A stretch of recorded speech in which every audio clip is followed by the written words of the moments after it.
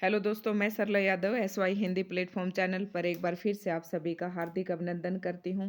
और आज की इस वीडियो में हम जानेंगे रामधारी सिंह दिनकर जी के बारे में, जिनके यहाँ से एक प्रश्न अक्सर पूछा जाता है। इम्पोर्टेंट कवि हैं और इनको अगर कालक्रम की दृष्टि से देखें तो रामधारी सिंह दिनकर जी जो हैं द्विवेदी युग के अंदर आते हैं, द्विवेदी युग के अंतर्गत आते हैं। लेकिन इनकी रचनाओं में राष्ट्रीय सांस्कृतिक चेतना भी है और प्रगतिवादी कवि भी हैं, दोनों चेतनाएं विद्यमान हैं। तो आप मैंने बताया था कि जब द्विवेदी युग पढ़ाया था तो द्विवेदी युग को दो भागों में बांटा गया था, राष्ट्रीय सांस्कृतिक चेतना के कवि और स्वच्छंदतावादी कवि। तो राष्ट्रीय सांस्कृतिक चेतना के कवि होने के नाते तो ये रामधारी सिंह दिनकर जी जो है द्विवेदी युग में आने चाहिए। लेकिन इनके काव्यों में जो है प्रगतिवाद की भावना भी है, चेतना भी है, इसलिए प्रगतिवाद में भी इनका नाम हम ले सकते हैं। तो मैंने सोचा कि इनका एक वीडियो मैं अलग से ही बना देती हूँ और इनके बारे में जितनी भी महत्वपूर्ण बातें हैं वो हम इस वीडियो में करने वाले हैं। तो इनकी जो रचनाएं हैं ये भी बहुत महत्वपूर्ण हैं। तो रामधारी सिंह दिनकर का जो जन्म है 1908 में हुआ और इनकी मृत्यु 1974 में हुई। सबसे पहले आप ये जान लें, रामधारी सिंह दिनकर के काव्य में राष्ट्रीय सांस्कृतिक चेतना तथा प्रगतिवादी चेतना दोनों विद्यमान है। इस पर हमने अभी बातचीत की।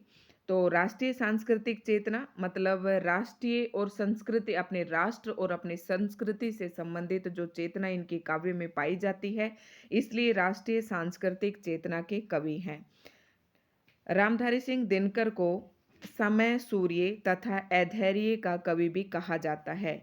ये प्रश्न जो है इम्पोर्टेंट है, टीजीटी में इसी प्रकार के प्रश्न पूछे जाते हैं कि और यूजीसी नेट में भी। ये जो मैं आपको कंटेंट आपको प्रोवाइड करवा रही हूँ ये यूजीसी नेट के लिए भी आपका सफिशियंट है, और अगर आप असिस्टेंट प्रोफेसर की तैयारी कर रही हैं तो उसके लिए भी सफिशियंट है। तो रामधारी सिंह दिनकर को क्या क्या कहा जाता है? एक तो समय सूर्य कहा जाता है और एक अधैर्य का कवि भी कहा जाता है। अब देख लेते हैं रामधारी सिंह दिनकर की कुछ प्रमुख कृतियां। कृतियां का मतलब है रचनाएं। इनकी कुछ महत्वपूर्ण रचनाएं देखते हैं।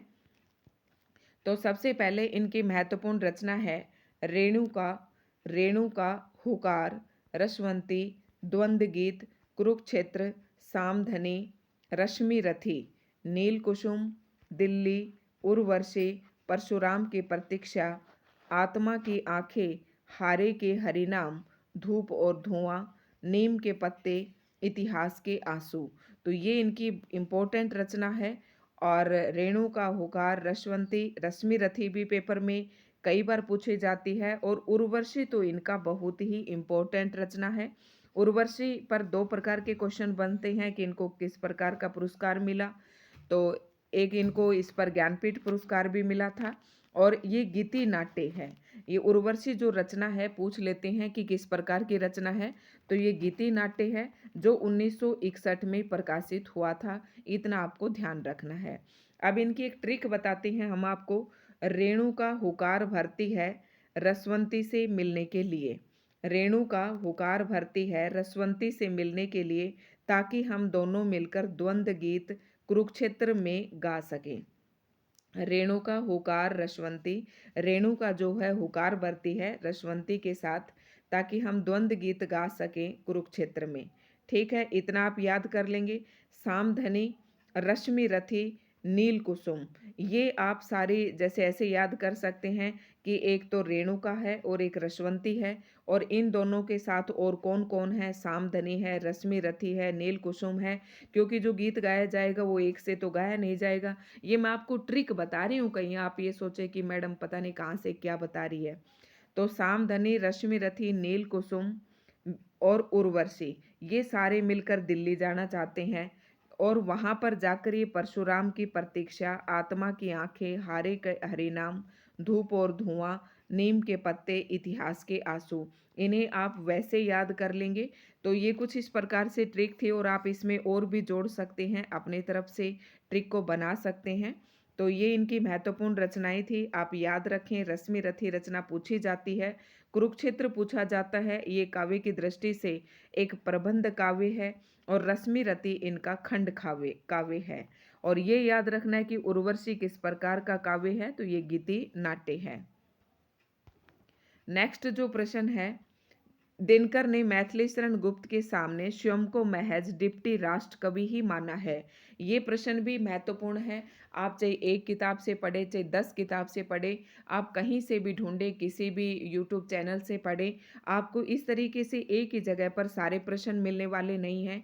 और आप चाहे 2-3 किताबों से पढ़ेंगे तो भी आप ऐसा महसूस करेंगे कि हाँ, मैम ने सारे प्रश्न एक ही जगह पर बता रखे हैं। तो दिनकर ने जो है मैथिली शरण गुप्त के सामने, अब मैथिली शरण गुप्त के सामने दिनकर ने अपने आप को यानी कि स्वयं को महज डिप्टी राष्ट्र कवि माना है, ना कि राष्ट्र कवि माना है। क्योंकि मैथिली शरण गुप्त को तो हम राष्ट्र कवि कहते हैं, लेकिन दिनकर मैथिली शरण गुप्त के सामने अपने आप को महज डिप्टी राष्ट्र कवि ही माना है। तो ये क्वेश्चन इंपॉर्टेंट है। और एक ये प्रश्न है ऊपर कि अधैर्य का कवि कहा जाता है, तो ये याद रखना है। समय सूर्य और अधैर्य का जो कवि है रामधारी सिंह दिनकर। दिनकर जो है ये आप मान ले कि सूर्य का पर्यायवाची है, और ये समय सूर्य इस तरीके से आपको याद रह जाएगा। ठीक है। दिनकर को उर्वशी महाकाव्य के लिए सन 1972 में भारतीय ज्ञानपीठ पुरस्कार प्रदान किया गया। इसे गीति नाट्य भी कहा जाता है। वेरी वेरी मोस्ट इम्पोर्टेंट, आप इस पर जितने स्टार लगाएं उतने कम हैं। और मैंने अभी बताया था कि उर्वशी पे 2 प्रकार के प्रश्न बनते हैं कि रामधारी सिंह दिनकर को ज्ञानपीठ पुरस्कार कौन सी रचना पर मिला, तो ये उर्वशी पर मिला। दूसरा आपसे प्रश्न इस प्रकार से पूछ सकते हैं कि रामधारी सिंह दिनकर को उर्वशी पर कौन सा पुरस्कार मिला, तो भारतीय ज्ञानपीठ पुरस्कार मिला। और कब मिला? 1972 में मिला। और इसे क्या कहते हैं? इसे गीति नाट्य भी कहा जाता है। तो ये था रामधारी सिंह दिनकर जी के बारे में कुछ इनके महत्वपूर्ण तथ्य। अब इनसे संबंधित जो महत्वपूर्ण काव्य पंक्तियां पूछी जाती हैं वो हम पढ़ लेते हैं। ये आपको सिर्फ थोड़ा सा हिंट याद रखना पड़ेगा कि ये पंक्ति कि किस कवि की हैं। ओ द्विधाग्रस्त शार्दुल बोल। शार्दुल मतलब दिनकर, शार्दुल आप याद रखेंगे, जिसमें शार्दुल है तो वो पंक्ति दिनकर की है। ऐसे आप हिंट बना लेंगे, मैंने ऐसे ही किए थे और कभी भी मेरी पंक्तियां कभी गलत नहीं हुई। स्वानों को मिलता दूध भात, बच्चे भूखे अकुलाते हैं, माँ की हड्डी से ठिठुर, चिपक जाड़े की रात बिताते हैं। तो आप इसको किस प्रकार से ट्रिक से करेंगे कि जाड़ा जब लगता है, जाड़े की रात में हम किसका इंतजार करते हैं? दिनकर का। दिनकर मतलब सूर्य का हम इंतजार करते हैं। तो इस प्रकार से आपको ये याद रह जाएंगी। इसी प्रकार से इनकी कुछ एक और पंक्तियां हैं और वो भी हम देख लेते हैं। हटो व्योम के मेघ, पथ पंथ से स्वर्ग लूटने हम आते हैं, दूध दूध ओ वत्स तुम्हारा दूध खोजने हम आते हैं। तो ये पंक्ति रामधारी सिंह दिनकर जी की है और दिनकर से ही आप याद रखोगे कि दिनकर हमें कब दिखेगा, अर्थात सूर्य हमें कब दिखेगा? जब व्योम हट जाएगा। मेघ मतलब व्योम मतलब आसमान से जब बादल हट जाएंगे। ठीक है, तो ये अब मैंने आपको ट्रिक बताई है। दोस्तों आपको वीडियो कैसी लग रही है? तो अगर आपको अच्छी लग रही है तो वीडियो को प्लीज़ लाइक ज़रूर करें। चैनल पर नए हैं तो चैनल को सब्सक्राइब ज़रूर करें।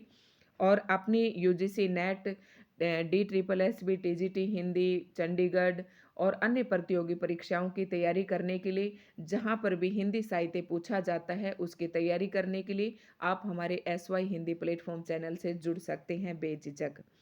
तो नेक्स्ट पंक्ति है रामधारी सिंह दिनकर जी की। रे रोक युधिष्ठिर को न यहाँ, जाने दे उनको सुरग धीर, पर फिरा हमें गांडीव गदा, लौटा दे अर्जुन भीम वीर। आप दिनकर से ही याद रखेंगे, जैसे कि यहाँ पर सारे कुरुक्षेत्र वाले उनकी बातें हो रही है। कुरुक्षेत्र में जो युद्ध हुआ था उसमें युधिष्ठिर भी थे, अर्जुन भी थे, भीम भी थे। और इन्होंने क्या किया था? अर्जुन जब जरासंध उसका जयद्रथ का वध कर रहे थे तो भगवान श्री कृष्ण जी ने थोड़ी सी देर के लिए सूर्य से क्या कर दिया था? बादलों को छुपा दिया था। तो ऐसे आप याद करके याद रख सकते हैं।